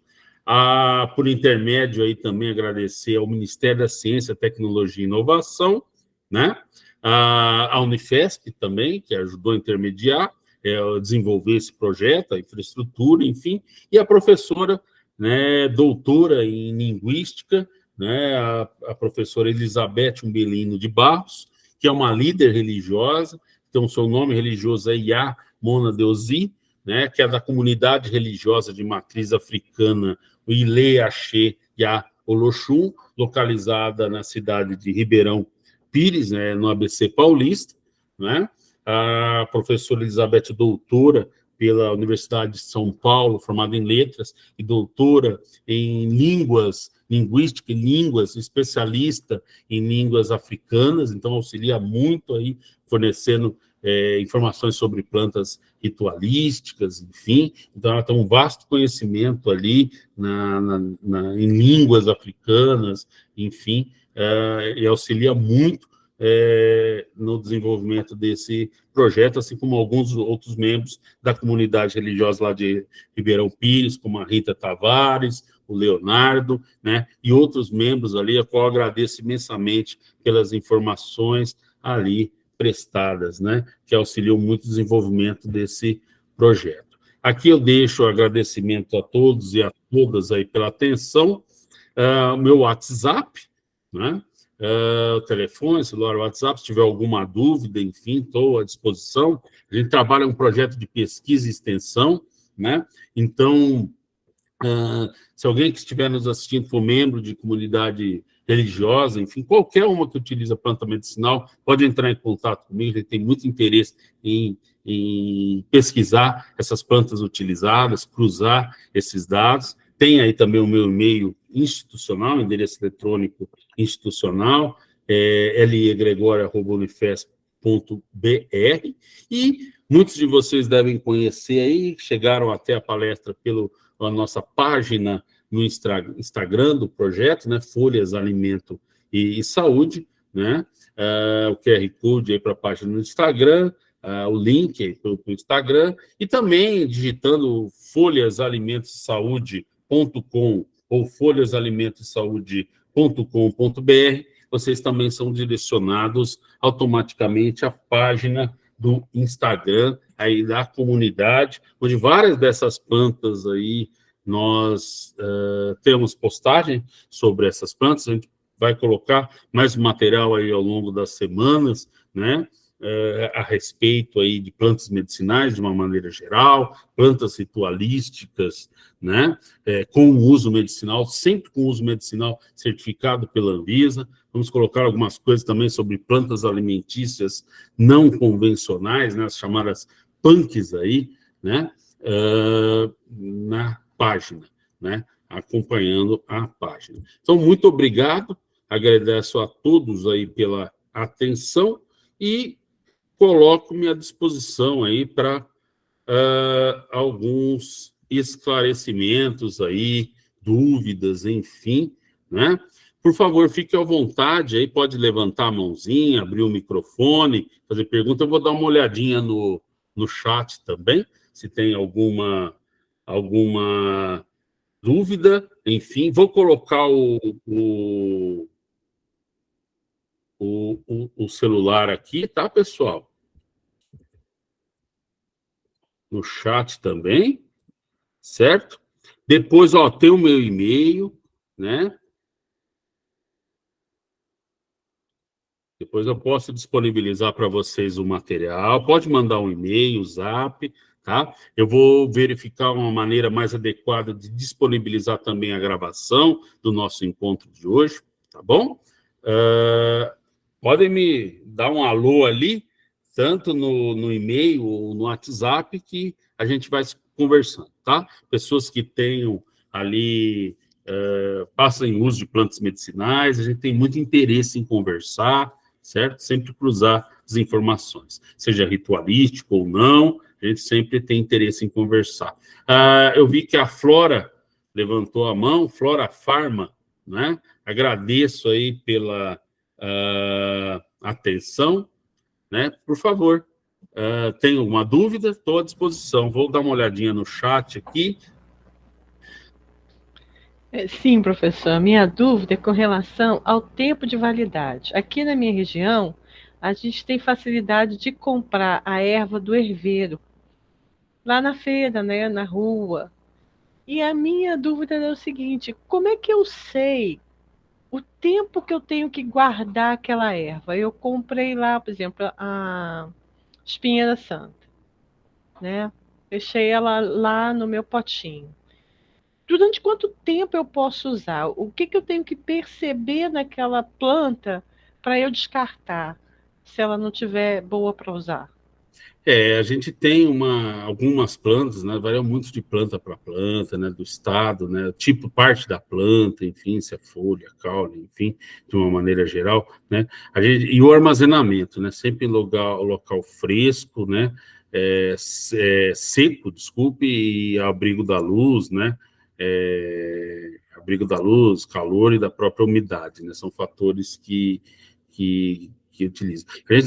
A gente sempre recomenda, né? Algumas plantas, de uma maneira geral, que vem nas lojas de produtos naturais, não passa de 1 ano. O prazo máximo é 1 ano, né? De validade, né? E a gente sempre tem que ficar atento a odor, né? Odor desagradável, aquele odor de mofo, alteração na cor, enfim. A minha recomendação, o nome da senhora, desculpe, o nome. O meu nome é Maria Cristina. Maria Cristina, isso, da Flora. Flora Farma. A gente sempre deve adquirir, Maria, a menor quantidade possível, tá? Eu recomendo adquirir uma quantidade que, para um uso, tá? Dure aí 3, 4 meses no máximo. Então, você vê o uso do chá, compra para 3, 4 meses no máximo, tá? Por segurança. Eu sei que o material vegetal dura 1 ano, mas às vezes você compra quantidade muito grande, ele vai estragar, você não vai usar. Então, sempre compra aí para uns 3, 4 meses, certo? Quantidade para 3, 4 meses ali, né? A gente normalmente, ó, observe, as plantas que a gente utiliza mais ali, são 3, 4 gramas, né? Por chá, 3 vezes ao dia, de uma média aí, né? Varia de planta para planta, 12 gramas ao dia, né? 12 gramas ao dia, se a pessoa utilizar os 30 dias ali, né, vai dar ali 360 gramas, 400 gramas, né? Então, aí, um chá que utiliza muito e todo dia é 300 gramas, 400 gramas, em 1 mês, né? Então, não tem para que comprar ali mais que 400 gramas, certo? né? Com 1 quilo estourando, se você utilizar muito, por quê? Você vai utilizar uns 2 meses e meio, tá? E, de uma maneira geral, 1 ano. E a gente sempre recomenda comprar, se possível, pelo nome científico, em lojas de produtos naturais de confiança, da sua confiança, em farmácia de manipulação e tal, para a gente ter, saber que a planta é aquela. Muitas vezes a planta vem rasurada, cortada, pulverizada, e a gente não sabe se é aquela espécie, né? Se é a planta correta, se não tem misturas, tem essa questão também. Mas em termos de sempre comprar para 3, 4 meses de uso, tá? Eu sou muito cuidadoso, né? Eles recomendam, quando você compra produtos naturais, são até 1 ano de validade, né? Mas eu sempre sou mais cuidadoso e sempre armazenar, né? Por menor tempo possível, porque é um material vegetal, né? Degrada, estraga, dá contaminação, se não armazenar direito, certo? Perfeito, obrigada, professor.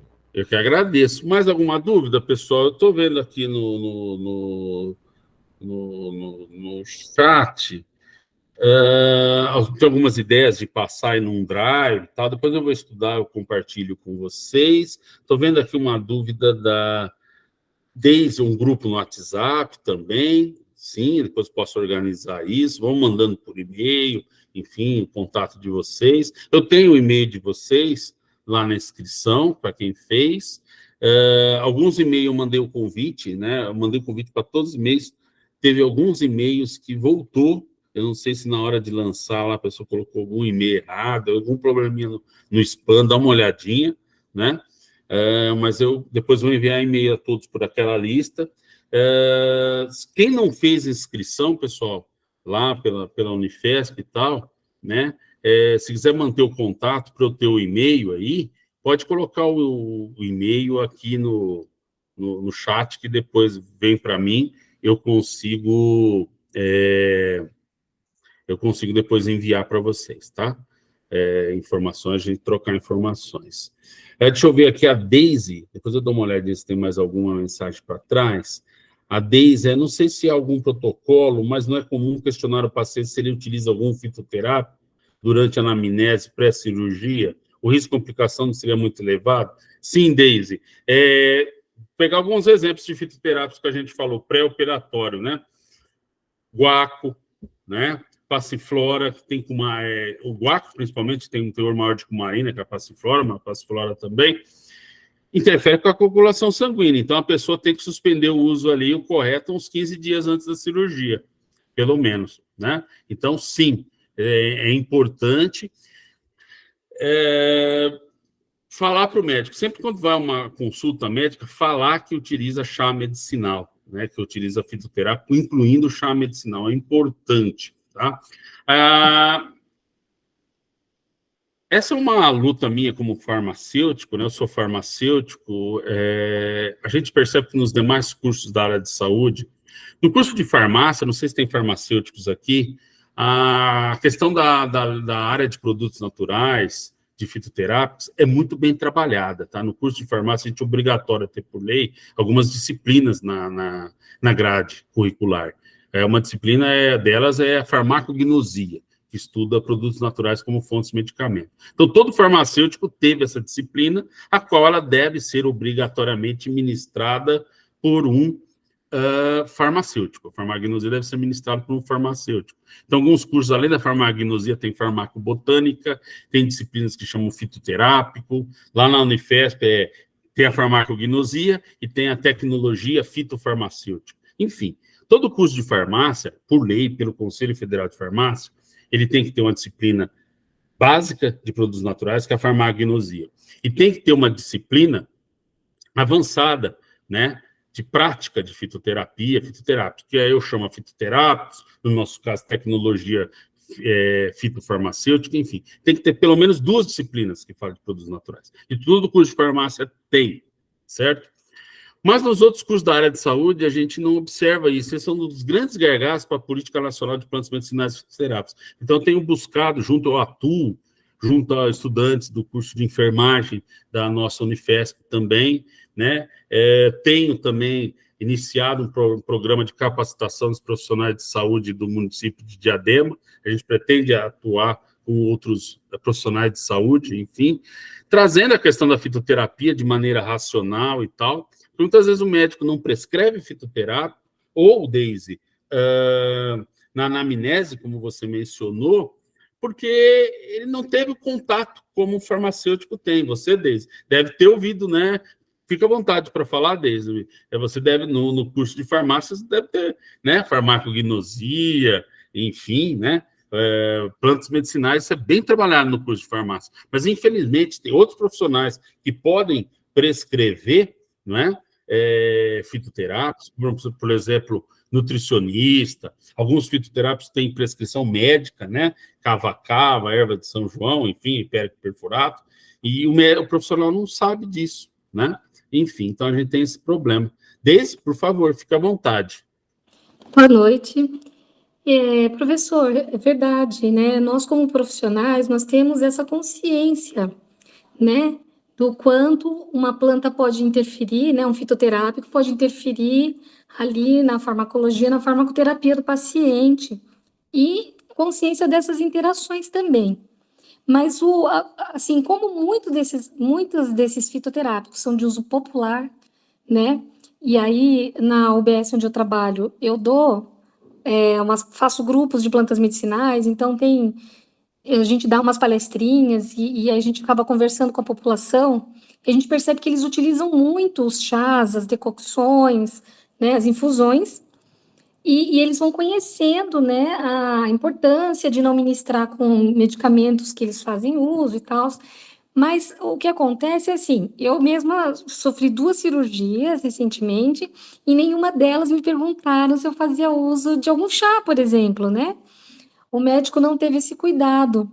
Daí eu pensei se já não está na hora de elaborar um protocolo para esses pré-cirúrgicos, né? Porque o médico não tem contato com prescrição de fitoterápico, mas ele tem que saber que o fitoterápico existe, é difundido na população e pode trazer uma complicação durante a cirurgia, a utilização dele, né? Isso, perfeito, Deise. Então, isso é o problema que a gente fala da Política Nacional de Plantas Medicinais. O maior gargalo que a gente vê, falando lá da prescrição, né, do profissional do médico e de outros profissionais de saúde, como nutricionista, odontólogos, enfim, né, fisioterapeutas e tal. Aí vai depender de cada conselho, né, a da atribuição, né, enfim.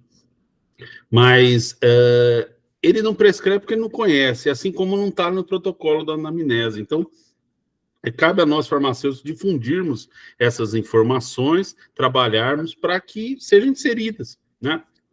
Vou dar um exemplo clássico aqui de interação muito séria envolvendo fitoterápicos. Olha, um dos best-sellers, né, de fitoterápicos mundial, ginkgo biloba, certo? Ginkgo biloba. Para que serve o ginkgo biloba? Ele melhora a circulação periférica, não é? Alguns estudos que também ele melhora a memória, certo? Previne demência, enfim, melhora a memória, enfim, previne a perda da memória. Então, quem utiliza muito o ginkgo biloba, né? Ele é prescrito para qual faixa etária? De média a idoso, certo? Então, o idoso utiliza muito ginkgo biloba, né? É muito comum no idoso ter aterosclerose, né? Ter tido um infarto, um AVC, ou para prevenir, ele utiliza lá ácido acetil salicílico, né? 100, 300 miligramas ao dia, enfim, para, como entre aspas, né? Refinar o sangue, como fala, né? Reduzir a coagulação do sangue, reduzir acidentes vasculares, né? Infarto, acidente vascular cerebral, enfim. E aí pensa, a pessoa vai no cardiologista, o cardiologista prescreve AS, ou outro anticoagulante, ou a pessoa tem um problema de trombose, utiliza a AS para aterosclerose, ou alguns, um anticoagulante, enfim. Não fala nada, a pessoa vai lá no geriatra e não menciona isso e fala que está perdendo a memória, dificuldade de aprendizado, tal, com concentração e tal. Vai lá e ele prescreve o ginkgo biloba. Aí junta o ginkgo biloba com a AS. A AS reduz coagulação sanguínea, o ginkgo biloba também, né? Um dos mecanismos de ação é do redução do PAF, né? Fator de agregação plaquetária do ginkgo biloba. Então, uma das interações medicamentosas envolvendo fitoterápicas mais sérias que existe, ginkgo biloba com AS. E aí quer piorar o quadro, numa época sazonal de inverno, tá com gripe, aí a pessoa vai lá e utiliza chá de guaco. Chá de guaco tem cumarina junto com AS e ginkgo biloba. Pronto, tá? Cai a coagulação sanguínea, a pessoa cai dentro de casa, um idoso, por exemplo, precisa fazer uma cirurgia de emergência. Vai dar problema, certo? Entendeu, Deise? Então, é importantíssimo esse ponto seu, esse aspecto aí, né? De tanto conscientizar o médico para alertar as pessoas na consulta, no dia a dia, né? Como orientar as pessoas, né? A população em geral em falar. Até que use o chá, perguntar para o médico, olhar, né? E tirar essa dúvida. É isso. Nas consultas farmacêuticas, a gente tem se preocupado bastante com esse tema, né? Sim. Mas é um trabalho de formiguinha, né? A população é muito grande, então a gente conversa, né, muito, tem o matriciamento, tem as discussões de caso com os médicos, e a gente vai fazendo a nossa parte, né? Mas como a população de São Paulo é praticamente um país, né? Fica a preocupação daquelas pessoas que vão deliberadamente aos balcões de farmácia, e aí pega uma cápsula ou outra ali, indicada pelo balconista, né? Ou mesmo aquelas pessoas que tem lá na sua hortinha comunitária, o guaco, faz um chá, e ela nem sabe, né, dessa questão da interação. Eu acho que é uma discussão boa aí para já começar a ser feita, né, com a equipe multiprofissional. Sem dúvida. E parabéns aí, Deise, pelo trabalho. Obrigada. Concordo inteiramente. Esse trabalho é formiguinha, mas a gente tem que fazer, sempre conversar, multiprofissional. Eu tenho buscado muito conversar com docentes dos outros cursos da área de saúde, tem uma entrada muito grande no pessoal da enfermagem e tal. Sim. A gente está tentando, via secretarias municipais de saúde de algumas cidades do ABC, que é a área de atuação da Unifesp ali, a gente está, por isso que esses projetos aí, né, de extensão também, a gente consegue atingir pessoas de outros estados, outras regiões, enfim, então, parabéns aí pelo trabalho e vamos lá, vamos tentar esclarecer aí, né, para melhorar aí o atendimento a todos, né? É isso. Obrigada, professor. Eu que agradeço. Lucas, por favor, fica à vontade. Lucas, antes de... A Nedjane falou que faz química na Unifesp, é louco fazer gnosia, entre em contato com a gente que não tem problema não. Pode fazer a matrícula lá, tá? O farmacêutico é obrigatório fazer, mas a gente já teve alunos da química lá que fizeram, tá bom? Farmacognosia com a gente, pode fazer, não tem problema. Tá? Inclusive, um dos meus colegas de curso lá, o professor Márcio Adriano Andreu, que é o coordenador do curso de farmácia da Unifesp, tá? Então, pode me inscrever, faz a matrícula lá nos prazos, tá? Pode fazer matrícula na gnosia, a gente tem farmacognosia, teórica no primeiro semestre, e práticas em farmacognosia no segundo, né, semestre. E a gente tem uma eletiva, né, que é tecnologia fitofarmacêutica. Normalmente ela é dada no primeiro semestre de cada ano, tá? Mas pode ser que ela seja dada futuramente no segundo semestre. Então a gente tem farmacognosia, práticas de farmacognosia e tecnologia fitofarmacêutica, tá bom, Nediane? Pode entrar em contato aí, pega meu e-mail, que depois a gente faz a matrícula lá, não tem problema, será muito bem-vinda, certo? Lucas, deseja fazer uma questão? Tem alguma dúvida? Posso ajudá-lo em algo?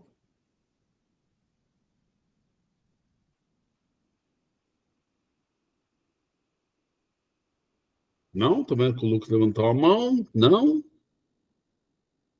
Não sei se mais alguém tem.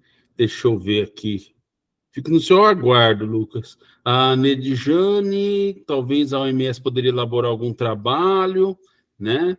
A OMS tem propagado a necessidade das plantas medicinais, né? Enfim, mas a gente tem uma política nacional de plantas medicinais e fitoterápicos, ela vem desde ali de 2006 criada, começou a andar um pouquinho mais em 2009 e tal, tá até hoje, que trabalha com incentivo da fitoterapia e dos fitoterápicos em toda a cadeia produtiva, envolvendo profissionais de saúde, profissionais na prescrição, na pesquisa, no desenvolvimento, na produção, no cultivo, né? O cultivo de plantas medicinais, falta muito cultivo de planta medicinal no Brasil, pessoal, de qualidade, né? E o cultivo de planta medicinal é uma agricultura excelente para o pequeno e médio produtor, porque é uma agricultura de alto valor agregado, a gente tem uma demanda muito grande aí no Brasil. Então, ali para a agricultura familiar, como é de alto valor agregado, é excelente área também ali fomentar a respeito, né? A Flora mencionou também, faz chá e xarope de guaco e gengibre, né? Olha, guaco e gengibre, Flora, a gente deve usar sazonalmente, tá? Não passar ali de duas semanas, tá bom? A própria Anvisa recomenda fazer o chá de gengibre separado e o chá de guaco, e o guaco. Mas sim, tem algumas formulações que misturam os dois, enfim, pode ser usado um ou outro, fazer os dois junto, não tem problema nesse caso, tá? Mas aí não ultrapassar 2 semanas, tá? No caso desse chá. Alguns chás, Flora, pode ser utilizado por um período maior, outros não. Por exemplo, de maracujá, ansiolítico, 2 semanas, não é? O guaco também ali até 2 semanas. Aí pode-se parar uma, voltar a usar, mas de uma maneira geral, a gente tem que tomar cuidado de usos prolongados de um mesmo chá, né? Pode sobrecarregar o fígado, enfim. Então, cada planta tem um uso específico. Então, dá uma olhadinha lá no formulário de fitoterápicos, e principalmente no memento fitoterápicos, ele tem essas informações, naquele memento fitoterápicos da Farmacopeia Brasileira. É gratuito lá, você pode olhar. Cada planta tem a sua duração de tratamento, enfim, o estimado. Algumas são 2 semanas, outra um período um pouco maior, enfim, mas uso contínuo para sempre não é recomendado, tá bom?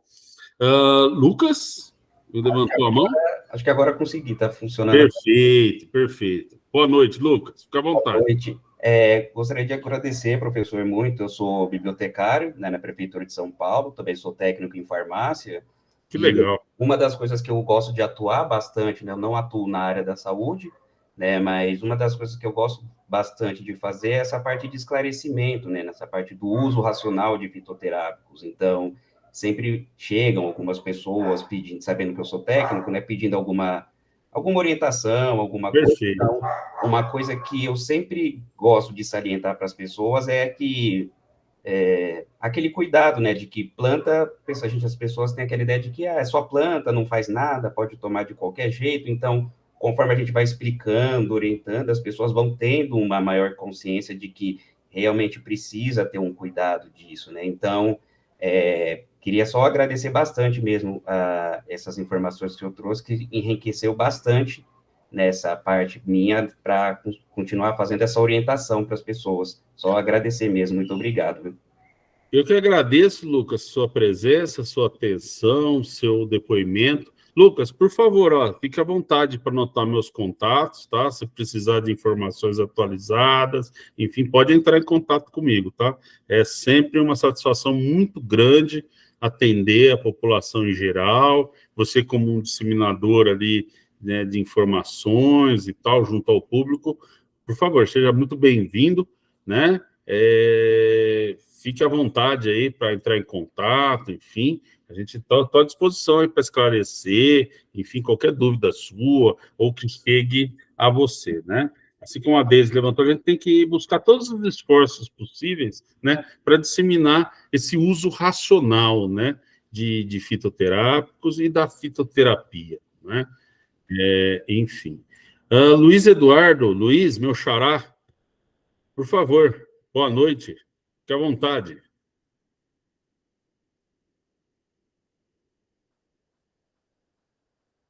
Luiz, fique à vontade. Olá, professor, boa noite. Eu também sou farmacêutico,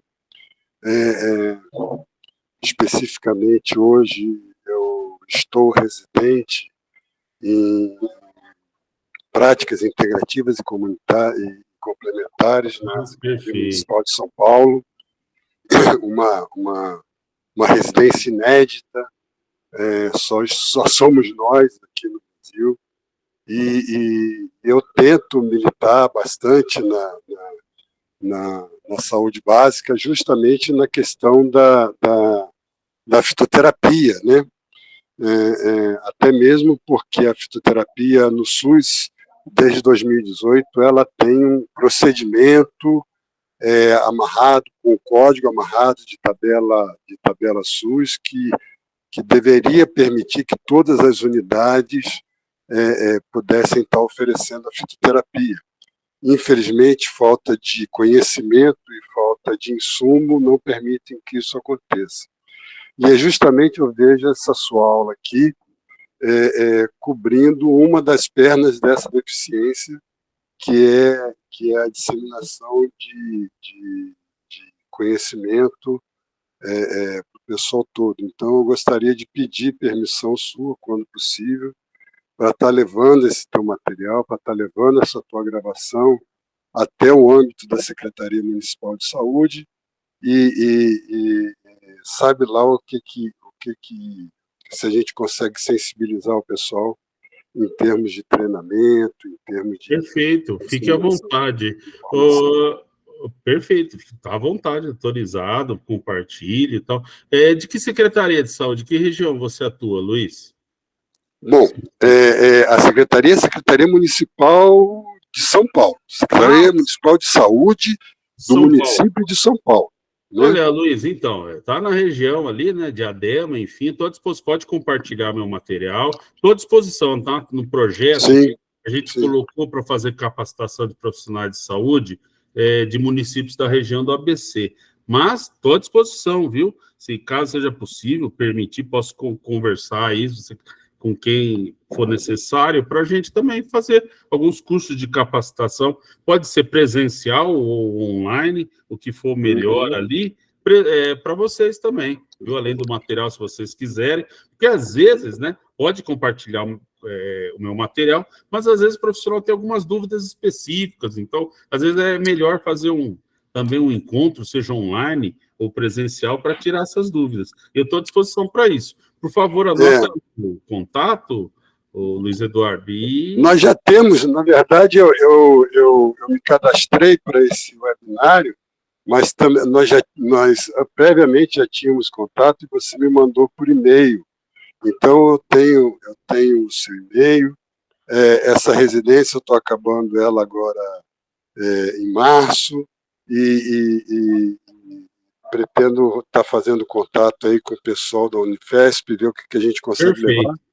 Porque quando a gente vai para a literatura, Luiz, e você sabe disso melhor até do que eu, você sabe que a grande queixa ou a grande impediência para os profissionais de saúde, sejam eles médicos, enfermeiros, farmacêuticos, nutricionistas, para esse pessoal estar aplicando a fitoterapia é justamente a insegurança por desconhecimento da fitoterapia como um todo, né? Então, isso daí é uma coisa que eu pretendo estar militando daqui para frente, né? E conto com a sua ajuda e até mesmo para poder estar divulgando isso daí na secretaria, ver o que pode acontecer, tá bom? Perfeito. Muito obrigado. Estou à disposição, viu? Para compartilhar o material, para cursos, seja online, seja presencial, o que for ali mais interessante. É a nossa contribuição para nós atingirmos o que a Deise, né, muito bem mencionou ali, né? A gente chegar aos diferentes profissionais de saúde para resolver esses diversos problemas. Muito obrigado, Eduardo, pelo seu depoimento, sua atenção, satisfação enorme. Muito obrigado. Satisfação é minha, obrigado. Boa noite. Leonardo Sartori, eu vi aqui uma questão, Leonardo, da decocção, né? A decocção, normalmente a gente conta quando começa a ferver o tempo, tá? Começou a ferver, aí a gente conta o tempo. Normalmente não passa de 20 minutos, né? 10, algumas são 5, 10 ou no máximo 20 minutos. Tá bom? É essa a sua dúvida? Então, iniciou a fervura, começa a contar, começou a levantar as primeiras bolinhas lá de fervura, começa a contar o tempo. Tá bom?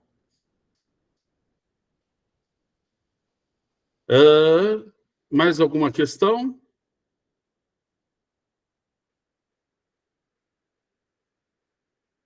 Não, pessoal? Mais alguma dúvida? Não? Vou colocar aqui só mais uma vez os contatos, tá bom? Se não tiver mais nenhuma dúvida, fiquem à vontade.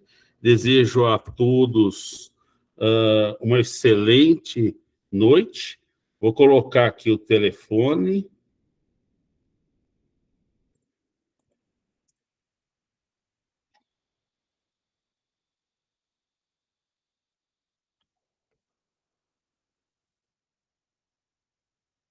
E o e-mail novamente, o e-mail institucional. Por favor, entre em contato comigo. Aos que fizeram inscrição, pessoal, só consigo dar certificado para quem fez inscrição lá no CX da Unifesp, tá? Assim que eu receber do Gmail a lista de vocês, a presença de vocês, né? Eu entro lá na página da Unifesp, eu acredito que amanhã eu faça isso, aí eu autorizo a emissão dos certificados. Aí, pessoal, hoje é quarta, quinta eu vou fazer isso. A partir de sexta, vocês já conseguem imprimir aí os seus certificados para quem fez inscrição ali até dia 8, tá? No ProEx CX da Unifesp, tá? Quem não fez a inscrição por lá, infelizmente, eu não consigo dar um certificado, né?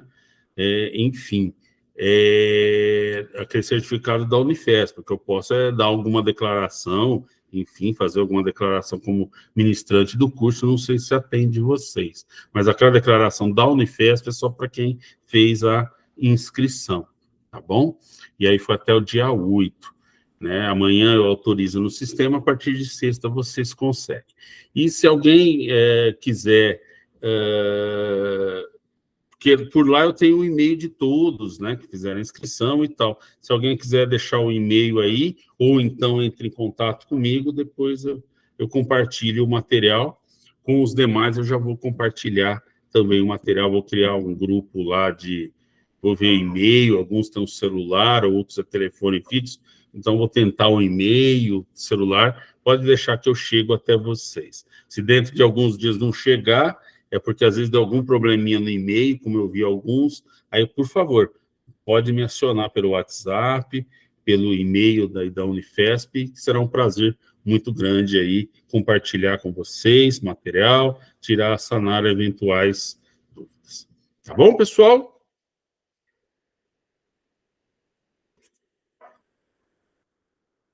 Eu que agradeço a todos aí. Deixa eu ver aqui a Flora, só enquanto Flora. Agora, muitos dos cursos da Unifesp, o curso de canal de medicina, excelente o curso lá, professora Eliana, né? A professora Solange Napo, Aparecida Napo, que é professora do meu departamento, professora Eliana Rodrigues, lá também no campus de Diadema, professora Solange Napo, que foi esposa, né, viúva do saudoso Elisaldo Carlini, né, um dos maiores pesquisadores aí de cannabis medicinal do Brasil, que nos deixou há alguns anos, mas tem aí a professora Solange Napo, né, professora Helena Marques, né, são autoridades aí nacionais aí em cannabis medicinal, cursos excelentes, e fica atenta aí, Flora, a gente tem vários cursos aí de outras áreas de produtos naturais, tá à disposição aí para ajudá-los, tá bom? Uma boa noite aí, se ninguém tem mais dúvida, fique à vontade para sair. Uma boa noite aí a todos. Até a próxima. Muito obrigado pela atenção.